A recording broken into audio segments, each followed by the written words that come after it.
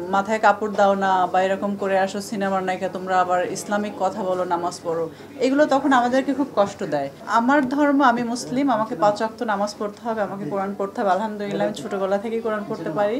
Cinema ছেড়ে দিলে পরবর্তীতে আপনি কি নিয়ে ব্যস্ত থাকবেন এটা যদি একটু বলেন। আমার সংসার, আমার ফ্যামিলি, আমার হাজবেন্ড, আমার ২ ছেলে। অ্যাকচুয়ালি ধর্মের কথাটা আমি বলবো না, কারণ আমি তো বাই বার্ন জন্ম থেকেই তো আমি মুসলিম, বা যে যখন জন্ম হয় কোনো না কোনো ধর্মের মাধ্যমেই তো সে পৃথিবীতে আসে, রাইট? তো ওই জন্য আমি বলবো না। হ্যাঁ, মানুষের জীবন চলতে চলতে হয়তো অনেক কিছু পরিবর্তন আসে, যে আমি এটা এরকম করতে চাচ্ছি না বা হচ্ছে না, বা এগুলো নিয়ে অনেকে নিজের মতো করে বানিয়ে অনেকে আমাকে অনেক কথাও বলেছে যে আজকে কেন এগুলো বলছে। আসলে এটা যার যার ব্যক্তিগত ব্যাপার।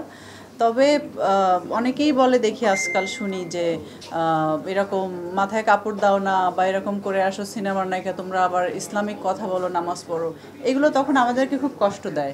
কেন কষ্ট দেয়? যে আসলে আমরাও তো মানুষ। কারণ এটা যদি নিয়মে থাকতো যে সিনেমার হিরো হিরোইনরা মানে তাদের ধর্ম নিয়ে কথা বলতে পারবে না এভাবে, তাহলে তো এটা সর্বপ্রথম আমার কাছে মনে হয় যে যখন আমরা ওমরাতে যাই, হজে যাই, ওই জায়গাটায় আমরা যেতে পারতাম না। কারণ ওইখানে তো সবার জন্য খোলা মুক্ত, যে সবাই আসো তোমরা, এই যেভাবে আসার নিয়ম এগুলো মেনটেন করে। তো আমার ধর্ম, আমি মুসলিম, আমাকে ৫ ওয়াক্ত নামাজ পড়তে হবে, আমাকে কোরআন পড়তে হবে। আলহামদুলিল্লাহ আমি ছোটোবেলা থেকেই কোরআন পড়তে পারি, আর ৫ ওয়াক্ত নামাজও আমি পড়ি আপনাদের দোয়ায়। তো চেষ্টা করি যতটুকু চলার। তো এইটার জন্যই যে সরে যাচ্ছি বা এরকম কোনো কিছু না।